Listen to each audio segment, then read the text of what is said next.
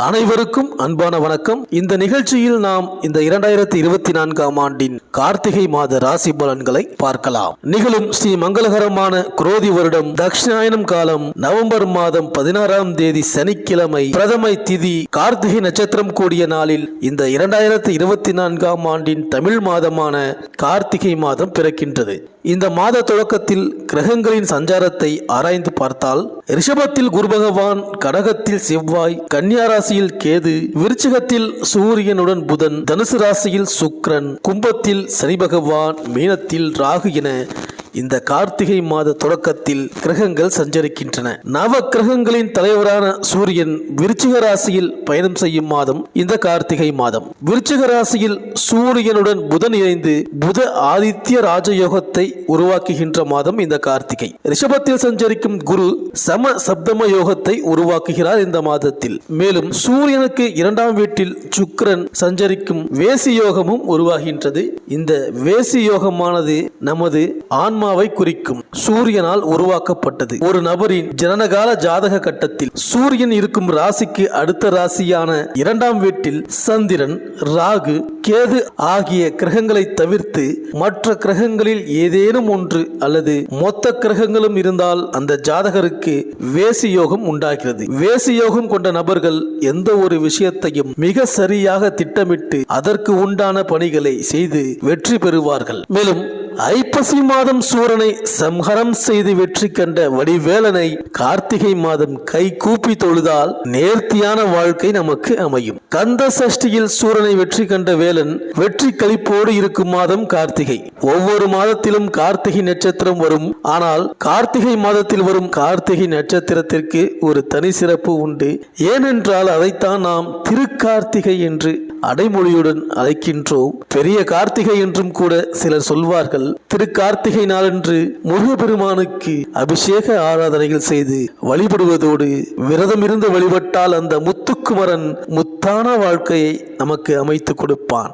அப்படிப்பட்ட இனிய திருக்கார்த்திகை திருநாள் கார்த்திகை 28ஆம் தேதி 13/12/2024 வெள்ளிக்கிழமை வருகிறது.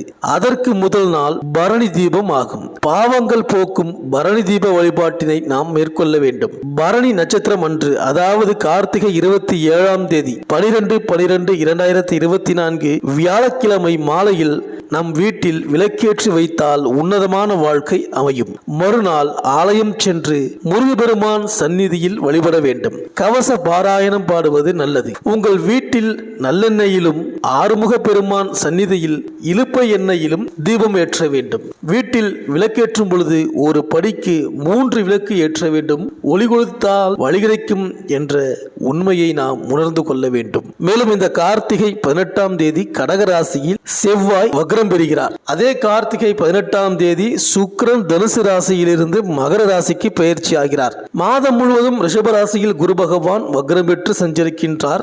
சனியும் செவ்வாயும் ஒருவரை ஒருவர் இந்த மாதம் முழுவதும் பார்த்துக் கொள்கிறார்கள். மேலும் செவ்வாய் கடகத்தில் நீச்சம் பெற்று சஞ்சரிக்கின்றார். நீச்சம் பெற்ற செவ்வாய் வக்ரமாகி சனியை பார்ப்பதனால் உங்களுக்கு என்னென்ன பலன்கள் இந்த மாதம் கிடைக்கப் போகின்றது, நீங்கள் செய்ய வேண்டிய பரிகாரங்கள் என்ன என்று இந்த வீடியோவில் பார்க்கலாம்.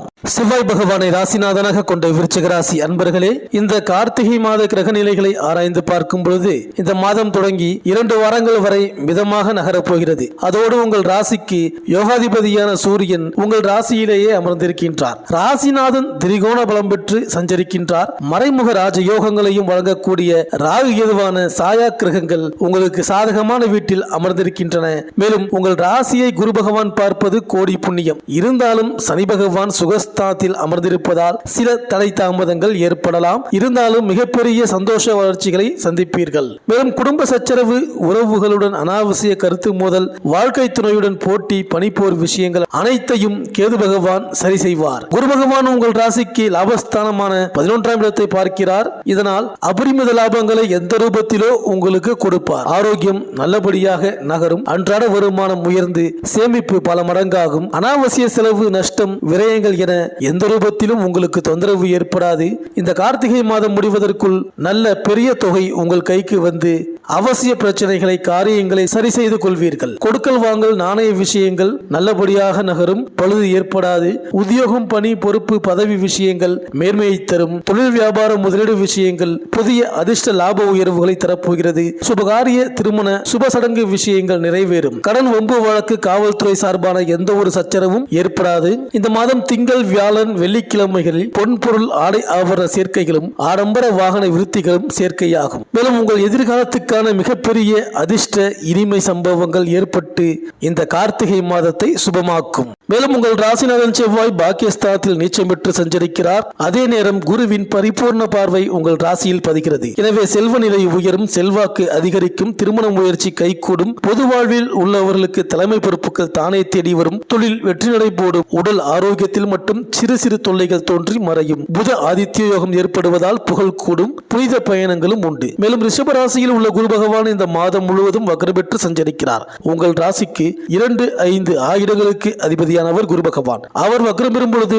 சுப விரயங்கள் அதிகரிக்கும், வரவை காட்டிலும் செலவு கூடும். இதுபோன்ற நேரங்களில் இல்லம் கட்டி குடியேறுவது, கட்டிய வீட்டை விலைக்கு வாங்குவது, ஆபரணங்கள் வாங்கி மகிழ்வது போன்றவற்றில் கவனம் செலுத்தலாம். பொருளாதாரத்தில் ஏற்ற இறக்க நிலை இருந்தாலும் காரியங்கள் கடைசி நேரத்தில் கைகூடிவிடும். வாழ்க்கை துணைக்கு வேலை வாய்ப்பு அமையும். குடும்பத்தில் உள்ளவர்களின் குறைகளை தீர்க்க ஒரு தொகையை செலவிடுவீர்கள். வெளியூரில் படிக்கும் பிள்ளைகளோ அல்லது வேலை பார்க்கும் பிள்ளைகளோ இருந்தால் அவர்களை உங்கள் மேற்பார்வையில் வைத்துக் கொள்ளுங்கள். மேலும் கடகத்தில் உள்ள செவ்வாய் இந்த மாதம் முழுவதும் கும்பத்தில் உள்ள சனியை பார்க்கிறார். அவர் நீச்சம் பெற்றிருப்பதால் பெரிய பாதிப்பு ஏற்படாது. இருந்தாலும் 4ஆம் இடத்தில் செவ்வாயின் பார்வை பதிவதால் தாயின் உடல் நலத்தில் கவனம் தேவை. பாகப்பிரிவினை நல்லபடியாக முடியும். பிரச்சனையாக இருந்த அண்ணன் தம்பிகளின் உறவு பலப்படும். தொழில் முயற்சியில் ஆர்வம் அதிகம் காட்டுவீர்கள். துணிச்சலையும் தன்னம்பிக்கையையும் தக்க வைத்துக் கொள்ளுங்கள். குலதெய்வ பிரார்த்தனைகளை நிறைவேற்றுங்கள். நல்லதே நடக்கும். மேலும் கடகத்தில் உள்ள செவ்வாய் இந்த மாதம் முழுவதும் நீச்சம் பெற்று சஞ்சரிக்கிறார். உங்கள் ராசிக்கும் 6ஆம் இடத்திற்கும் அதிபதியானவர் செவ்வாய். உங்கள் ராசி நாதனான செவ்வாய் நீச்சம் பெறும் பொழுது